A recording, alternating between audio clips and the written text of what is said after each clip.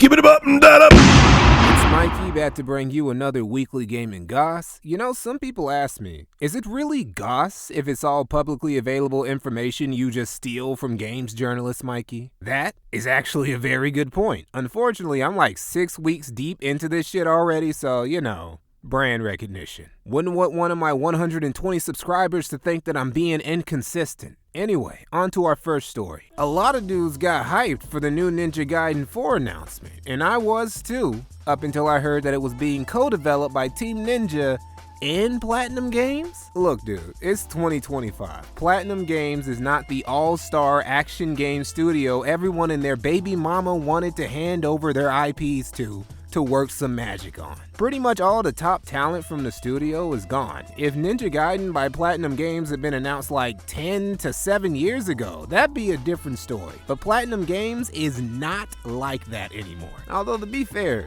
Team Ninja ain't like that anymore either. All they know how to make now is Neo and some Souls-likes. Technically they can still make Dead or Alive, but only as beach volleyball and dating sim games. The actual fighting game proper just fell off, and somehow we ended up in a timeline where Virtua Fighter is now more relevant than Dead or Alive is. I don't even know how Team Ninja let that happen. Oh wait, yes I do. They got rid of Itagaki. We all already know it. Team Ninja's been Itagaki free for damn near 17 years. It's time to admit that he really was that dude at Team Ninja. Ninja Gaiden and Dead or Alive were not only at their best when he was working on them, they were at their best selling when he was working on them, and they both fell off after he left. How do you let your ninja-centric games fall off when your studio is named Team Ninja? So yeah, we have two studios, one that's long past its peak and the other who's severely out of practice when it comes to making character action games. These studios are about to resurrect the beloved IP, the last mainline installment of which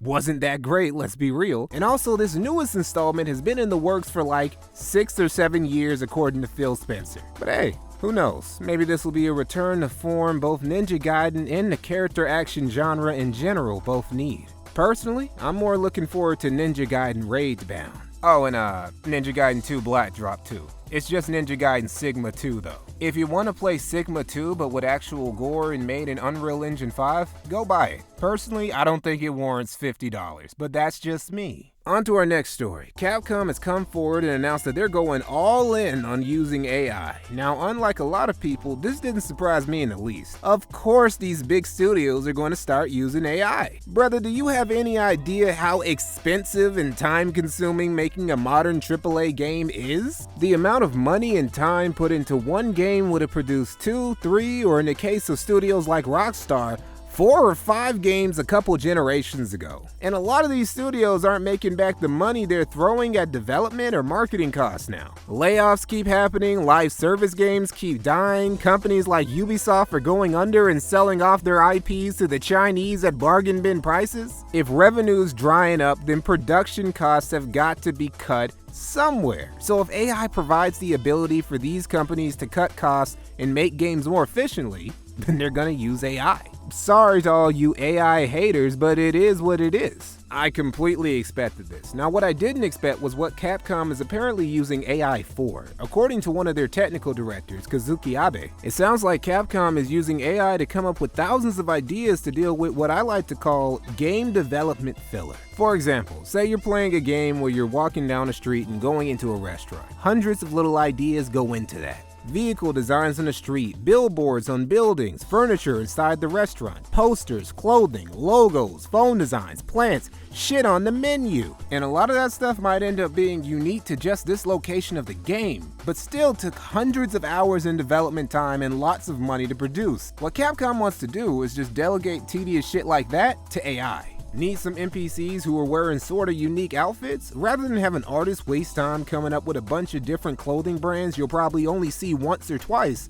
just have an AI do it. Have a level that takes place in a destroyed city? Rather than have someone go through the trouble of placing every specific piece of rubble in your city landscape, just have an AI do it. I don't know, it sounds about as ethical as you can be with this shit to me. It's not like they're having ChatGPT write up the source code for the game or anything. There's just a lot of time-consuming busy work Capcom would rather have an AI take care of so they can put more resources towards important things. And I'm definitely more on board with that than this idea of raising game prices to $100 like the industry's hoping Grand Theft Auto 6 is gonna do. You expect me to pay triple-digit prices for slop like Assassin's Creed Shadows? Yeah, no thanks. Now, I'm sorry to be the harbinger of tragic news, but Namco Bandai has announced that the Unknown 9 series is dead. Yeah, I know, all the countless Unknown 9 fans out there are probably gonna weep themselves to sleep over this. But in all seriousness, this game befuddles me. Not so much that it got made, because bland games get made all the time.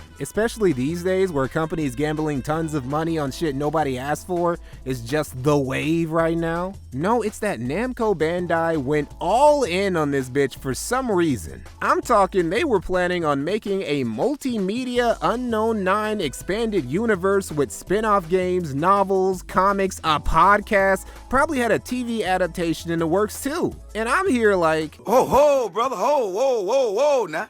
You got too much dip on your chip. Can you publishers calm the fuck down? Why do you guys keep thinking you can brute force a brand new IP that hasn't even proven itself yet into a multimedia empire?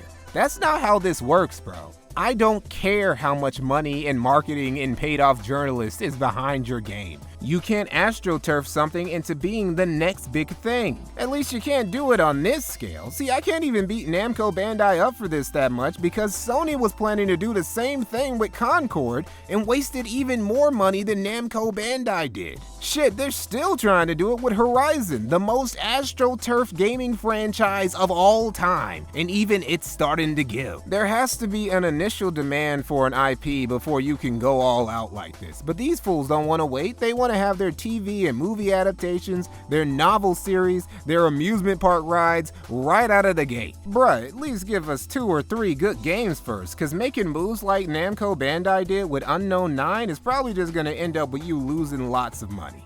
Oh, and speaking of losing money. So, EA pre-announced how its December quarter went, and Jesus! Now that's a nosedive. That bitch got an art that would make Jason Schreier's Snodge look modest. Guess Dragon Age didn't dunk on the charts like you thought it was going to, huh, buddy? Veilguard performed so poorly, the only expectations it succeeded is those of niggas like me who knew it bombed, but weren't quite sure how bad the bomb was. I mean, EA Sports FC underperformed too, but not on this scale. I know it sounds like I'm beating a dead horse at this point with all this Veilguard slander, but goddamn, dude, this was bad. And what makes it so bad is how preventable this shit was. I'm not gonna pretend like Dragon Age is fucking 2K or whatever and all you need for it to succeed is to just update the roster, but the decline and mismanagement of what should be the premier Western RPG franchise is some shit that a YouTuber really needs to make a good long video essay about. People should be talking about the newest Dragon Age the way they talked about Baldur's Gate 3 in 2023. There was a time when BioWare was objectively one of the most talent-heavy studios in the industry, but those days are gone, just like the value of EA shares. Anyway, that's all I got. Go on, get the fuck out of here.